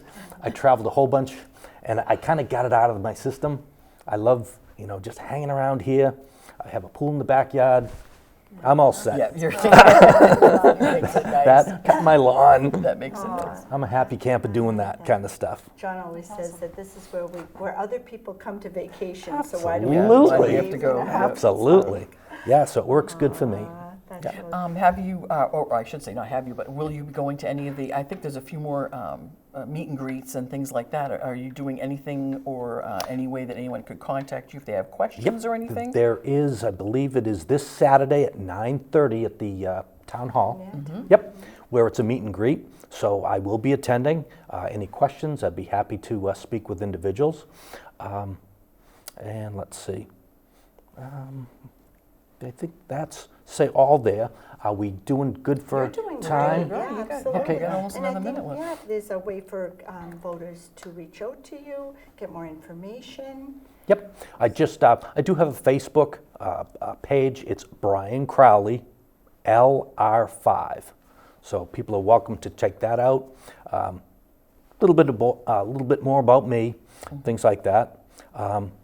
If I should say wrap up now, you think? I think Yep, it's that's fine, perfect. yes. Good timing? Definitely. Okay, cool. Yep. Brian, So, thank you. again, the reason I'm running for this position is voter integrity is critically important to our constitutional republic. Voters need to have confidence that their vote counts. I'll take the utmost care to work with my fellow supervisors of the checklist to ensure that Londonderry voter rolls are set a standard to which other communities aspire to. Again, my name is Brian Crowley. I'll be on the ballot, Brian Patrick Crowley. I would respectfully ask for your vote on March 10th. Thank you very much. Very good, very good. It was wonderful having you Appreciate tonight. it, Brian. Certainly. Well done. Thank you so much. Really great. Welcome, everyone, and we're back with our next candidate, Tim Porter, who is presently on the Londonderry School Board serving, and he is running to continue serving in the great town of Londonderry. So, Tim, thank you for being with Yeah, us, welcome. and we're anxious to hear, and happy you're continuing to run. So, Well, thanks for having me stage is again, Sherry. yours. It's good to be with you guys. I'll give a little background for anyone out there that doesn't know me. I grew up here in town. I was born in Londonderry. Grew up with my 4 brothers here in town. Went to North School. Met my wife in first grade at North School, actually. And we got together when we were in the band together in high school. And I graduated in 1999 with her. I went up to UNH got my degree in business up there. Came back, we got married shortly thereafter. We ended up moving to a house in Manchester because Londonderry was too expensive. And you were just starting out. Yep, we were just starting off together. We were in our young 20s. And after a few years, we had our first daughter. And then when Julie was pregnant with our son, we decided we needed a little more space. And we were able to find a house here in Londonderry where we wanted to be because we knew we wanted the kids to go through the school system here. And my whole family's here. We all settled in Londonderry. All my brothers, all my nieces and nephews are all in the system here because we love this town. So as far as why I started getting involved with the school board, it was during the pandemic, during all the tumultuous times that we were dealing with there. I initially actually got onto the COVID reopening task force that they created. That was my first town service that I did, and shortly thereafter, I really was just not happy with how the school district was treating things at the time, and so I started going to every meeting, and I've been wrapped into it ever since. But basically, I decided thereafter that I could probably provide a service to the town because of my background, which is in finance. I've been in financial planning now for 24 years. I'm a certified financial planner. I have a practice I co-own with my brother here in town, along with a tax practice that we opened 8 years ago as well here in town. So with all the expertise I have in managing people's money, because it's literally my job to help people with their life savings and manage it for them. And I do that for tens of millions of dollars on that side while I'm at work. So when I saw that the school budget was, at the time it was in the 80 millions, and now it's over $90 million, it seemed appropriate for someone to be on the board that has expertise in that area. And a lot of school boards I know are made up almost entirely of educators, and that's great. Ours has educators on it as well. But I think it's very important that you have a good mix on the board of different levels of expertise in different areas, and we certainly have that. We have business owners, we have people that work in schools, and me as far as being in finance. So that's where I thought I could help, and that's what I think I've been able to bring to the board. As far as past 3 years, it's been an education for me. It's actually been very positive, which was refreshing because as I went into it, it really wasn't a good environment that I was entering into. But I think we've really calmed the waters over the past 3 years that I've been on it. So, yeah. The five of us work incredibly well together. We have different backgrounds, and a lot of times we have different opinions, but we have the utmost respect for each other. Even when we disagree, we almost always come to a compromise on things. And even when we don't come to a compromise, we still walk out at the end of the meetings shaking hands. And I think when you have a board that's made up of 5 equal members, and that's the way we always treat it, is no one's above the other person. That's the healthiest way to treat a board. And that open line of communication at all times. And no one person's going to come in like a wrecking ball and think that they can just change everything just as one, because they're 1/5. We can't do anything unless you at least have 3 people that are united on something. So it's natural that in this position you have to be able to compromise and work well with others. So I think I've shown that I can do that over the past 3 years. As far as accomplishments that we've made over the past 3 years, we basically revamped our entire policy book. We've updated everything, and there's so many of them. But I would, as an example, one that I'm very proud of, we completely changed our purchasing policy in the district. Until a couple of years ago, and it's not that you don't trust them, but part of our job as a board is oversight. It's one of the main rules that we have is to oversee what they're doing as an administration. So up until a couple of years ago, the administration in the district could spend up to $100,000 without having board approval on anything. And it's incredibly high for any business. Yeah, it is. And so we're elected to be representatives of the town and of the taxpayers and to be good stewards with their money. And so if we don't have a say or don't have oversight on anything unless it's over that threshold, we're not really representing the town in our position. So we revamped that and we dropped that threshold down to $15,000. And even at $15,000, the administration's still required to get 3 bids for any project, any expenditure that they're doing. And then we review it and we give our stamp of approval. And it's not always that you're just going to pick the cheapest one, but you at least shop it around. Like any project that you have at your own home, Yeah, 100%. you're not just going to say, okay, I have this huge expenditure. Right. I'm just going to take one quote and then move on with first it. one You don't and do run that, with it, no. especially when you're trying to rein in your budget. Right. So I think it's been incredibly impactful. It's saved tens or hundreds of thousands of dollars for the taxpayers in this town, which is ultimately our job. It's our job to, on the best budget possible, provide the best education we can for our kids. It's not just about cutting the money. Obviously, the end goal is the highest quality The children, education, right. but you spend responsibly. Right. So I think that quite is an one of the most impactful things that we've done, and we're going to continue to do it. I mean, I know that there's always the question, what are you going to change on the board? We've made these changes, and now it's a matter of keeping up with it and staying on top of these things, because things pop up all the time. We have to put out fires all the time, but I think we've shown as a group that we're great collectively in working through these problems. No, and it was 15,000 you said was. 15,000 is Yeah, that that's threshold that we dropped it reasonable. down to Yeah. instead of 100. Oh my gosh, wow, hard to believe. So that's just one of the many examples, but I think we've shown that we work really well as a unit. Yeah, you really are a great 5, you know. It's together, nice to you hear really that are. around town too, Yeah. like people, and obviously we have a lot of uproar and tumult through the district, through the town, needless to say, but people giving us praise saying, I wish that these other groups could perform more like the Emulate and school work board. together. Yeah. A lot of it's good listening. It's been an You're honor. always good at- You always a accomplish good more listener. as a cohesive group rather Always. than for arguing. Yeah, you really do. Yep, Makes a and difference. like I said, you don't always agree, but Right. you can still get along and work your way through things. Yeah. And that love of Londonderry, Absolutely. like pretty fascinating. How many boys in your family There's growing up here in London? 5 brothers. We're all Five, here, right. and now we have the 8 cousins that are going up through the school system. That's So pretty whole great. generation. thank you to the teachers that tolerate the boarders. Yeah, that's pretty great. And now you're on the other side helping, I you am. know?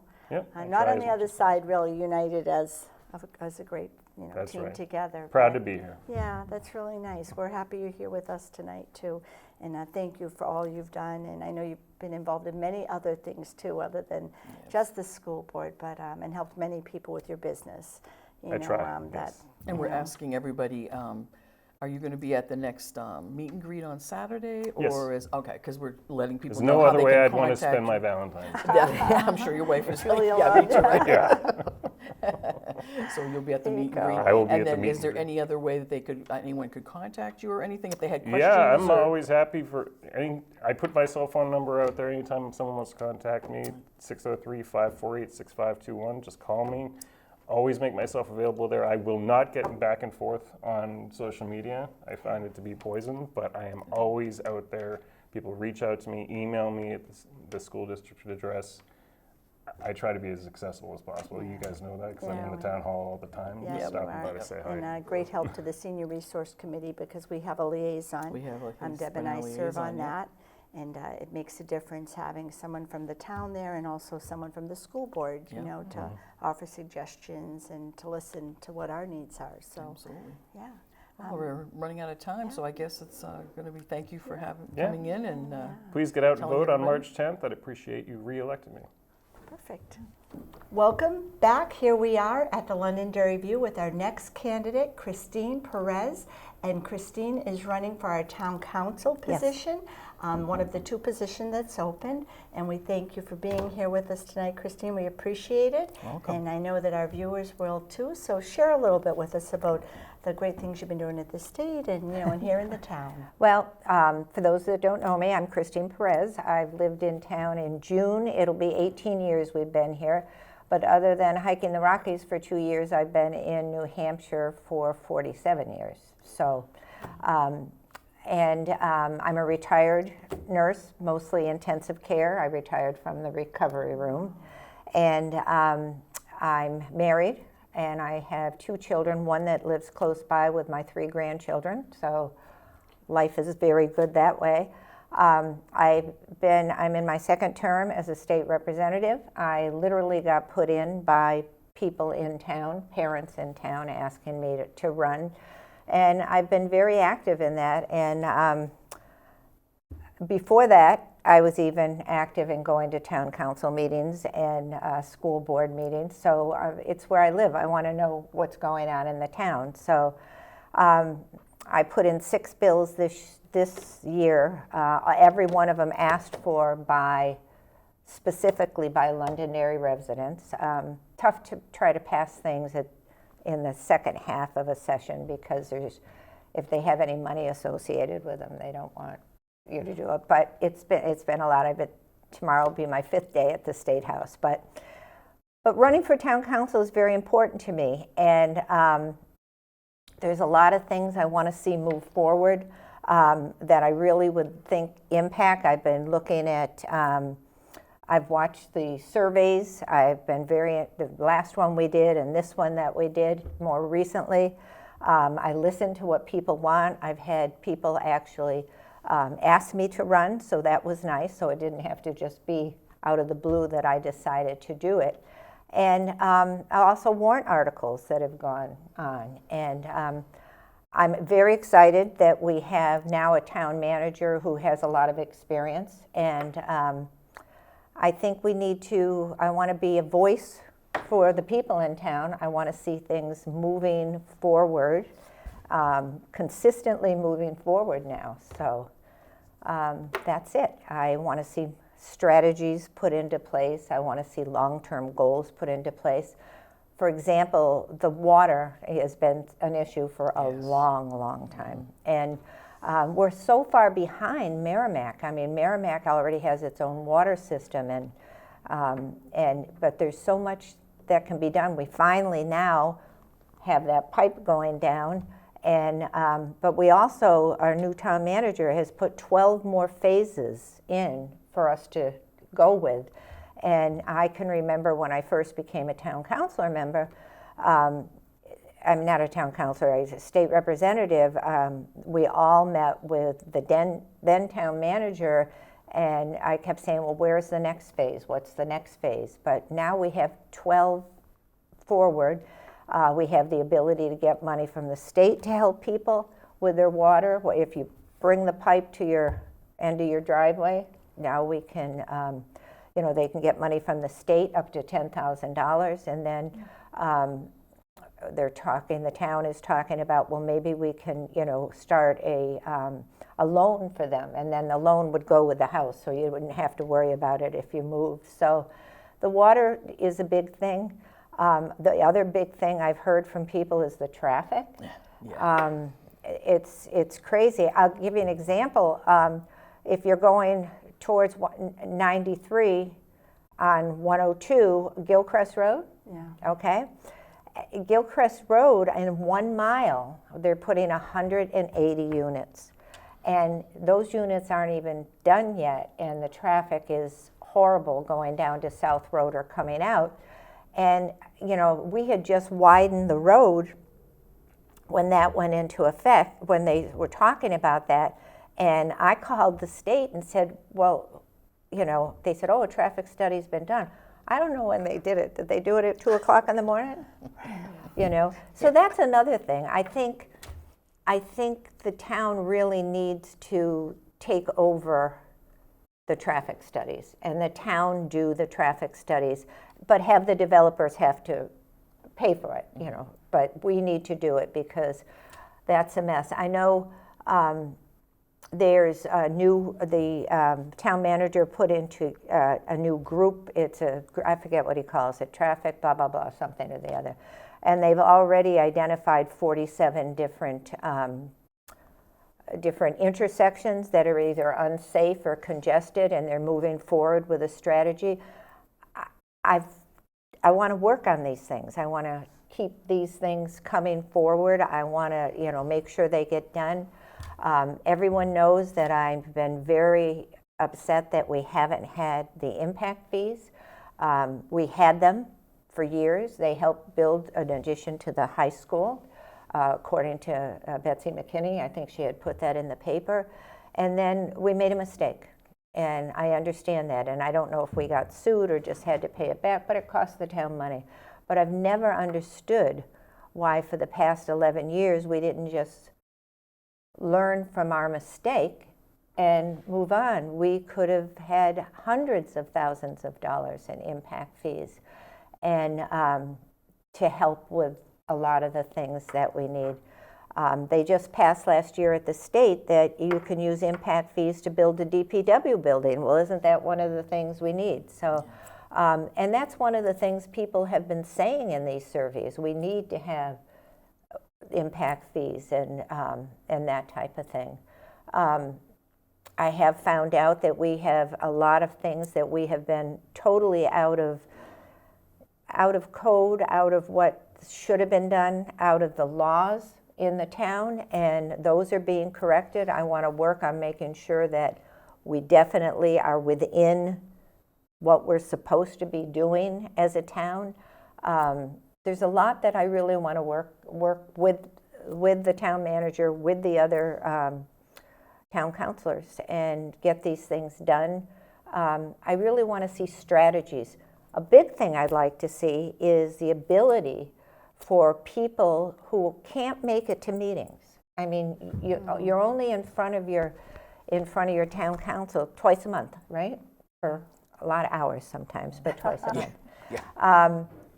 And I really like to see if we can come up with some way that in real time people can send in questions, and I want to see that questions are answered. So I've talked a lot. So That was that's wonderful. what you're here A for. lot of good information. yeah. I just I want to be a voice for the people. I've been doing that up at the State House. We have a lot of things coming up that are really going to perhaps impact the town negatively or positively. And, I've been working actually with Bob Slater a lot on some of the things that are coming up that are going to directly impact the schools.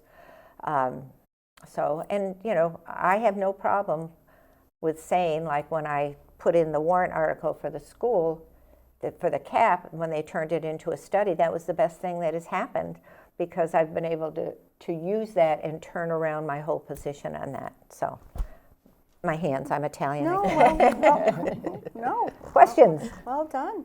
No, your experience, you've been involved with the town, you show up at the meetings, and and we're grateful that you're here tonight with us, because it gives everyone a chance to hear and learn a little more. And we do have the meet and greet on the weekend, which we have the meet and greet that's on from 9:30 to 11:30. That's going to be right at the town hall, in the Moose Hill. And then the forum the other night was a great opportunity. Yes. I was very nervous about that, but the moderator was really, really good. And they do have it on YouTube now, I believe. Yes, they did. It wasn't actually, live, but it was. I did. I actually put it on my Facebook page. So, yeah. That's excellent. And then vote. We need people to come out and vote. Yes. And that is one of the biggest things that people at the State House are complaining about, is that people don't come out and vote. So they feel that a lot of the things that are done in the March meetings are not representative of the entire town. I hate to see them try to push big things to November ballots, but we've really got to try to get people to come out. I agree. That's on March 10th. March 10th. 6 in the morning until 8 o'clock at night. 8 o'clock. And because if we have, let's say as a number, 18,000, 19,000, 17,000 is 8. If we can get almost 18,000 out for a presidential, we should be able to get even 10,000 out. That would be wonderful, because that would be a really good representation showing of the town. And I mean 4,000. We're supposed to be excited about, or 3,500, but it's not a good representation of what the town wants and their candidates or their warrant articles. And you can look at it two different ways. That if they really care, they'll come out. But then again, people have lives too. Yeah. But fortunately, it's a lot. I mean, what is it, 14 hours? It is, yeah. We're So- there a little bit earlier even. So, Yeah. no, we appreciate you being here and Thank you. Thank you. And yes, so I look forward to seeing you all on the 10th.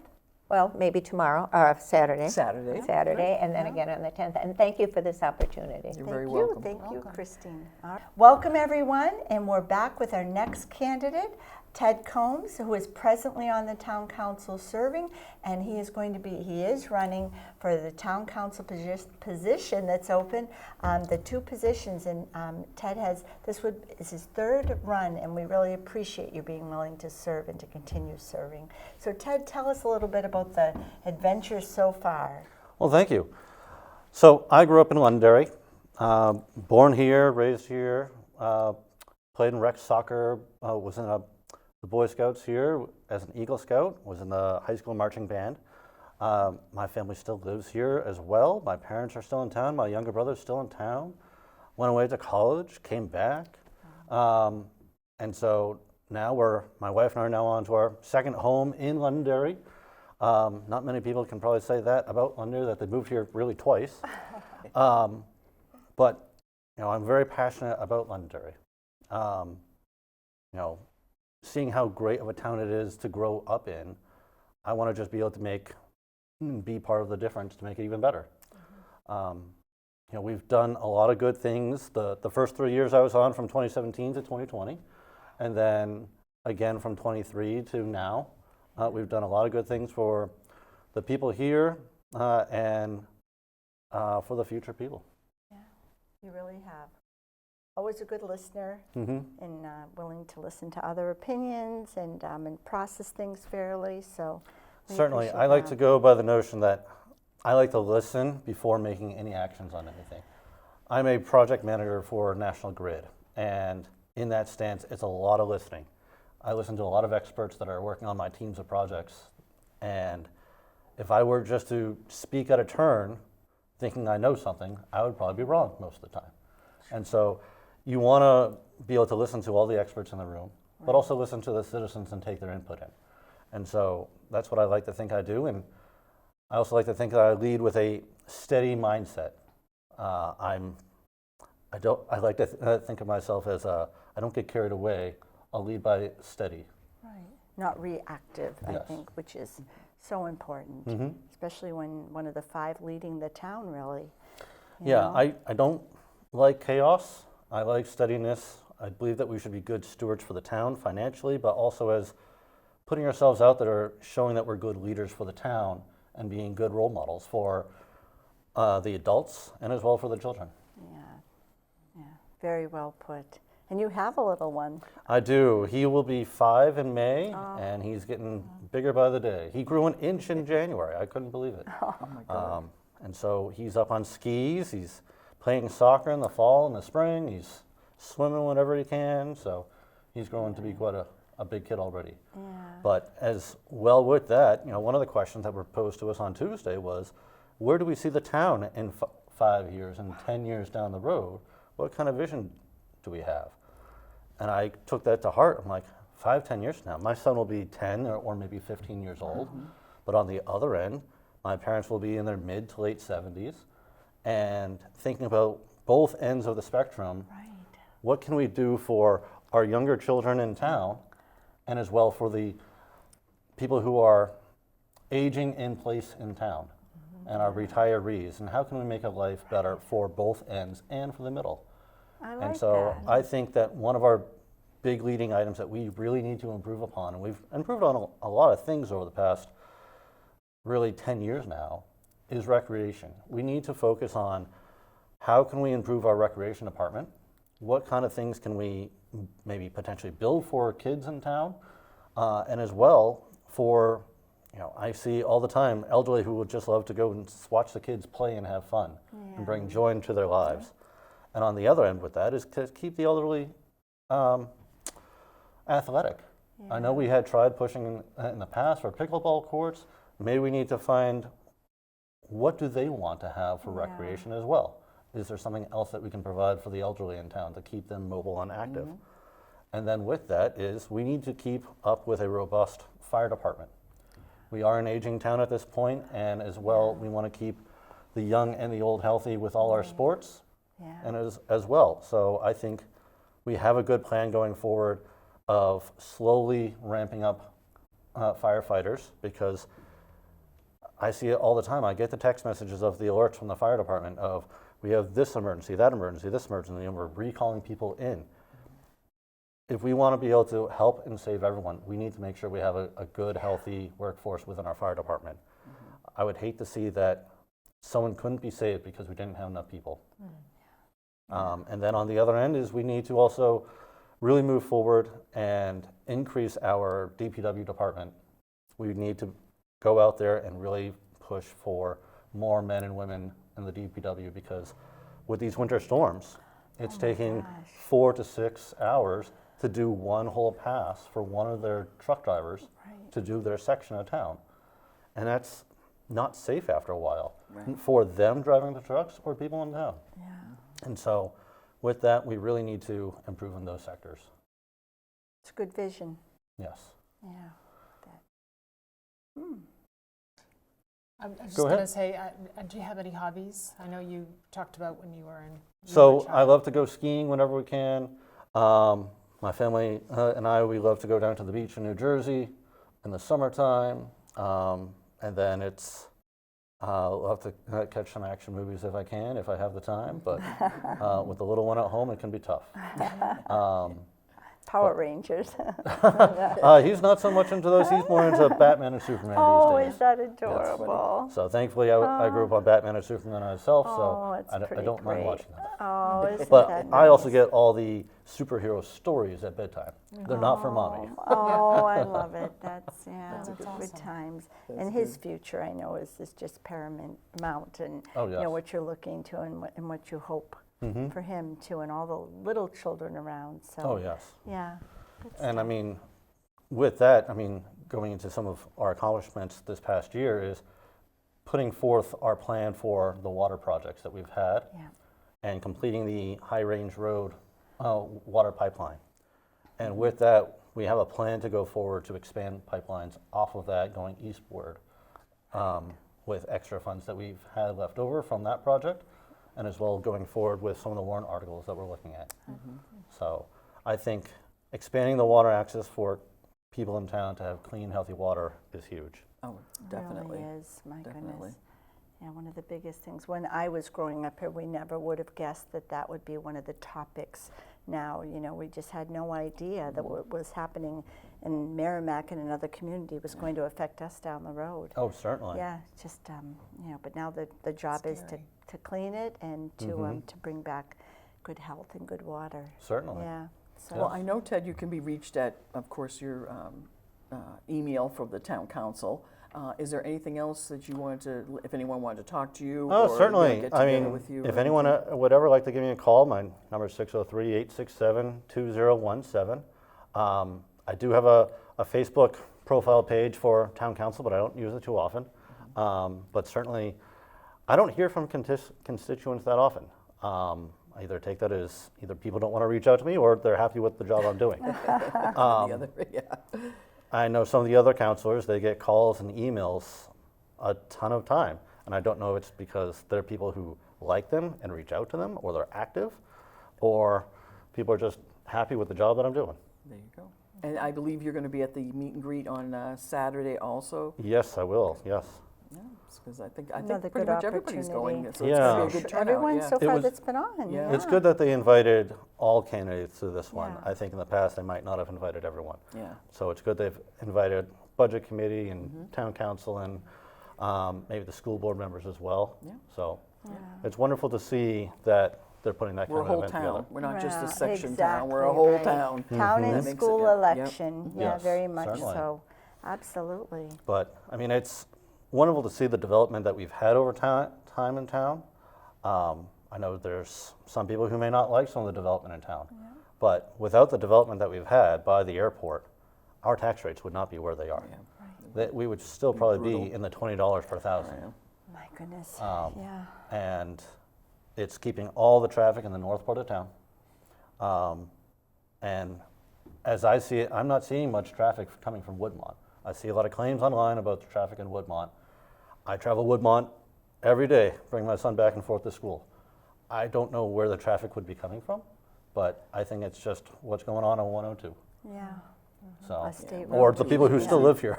Yeah, no, it's very tricky.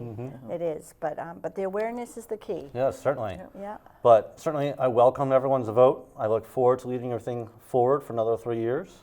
Look forward to leading everything forward with a calm, steady hand. And I look forward to your vote on Tuesday, March 10th. And experience. Get out and vote, Yeah. yep. Yeah. Get out and vote. No, thank you, and thank you so much for being with us on the Londonderry View. Thank We you. appreciate it.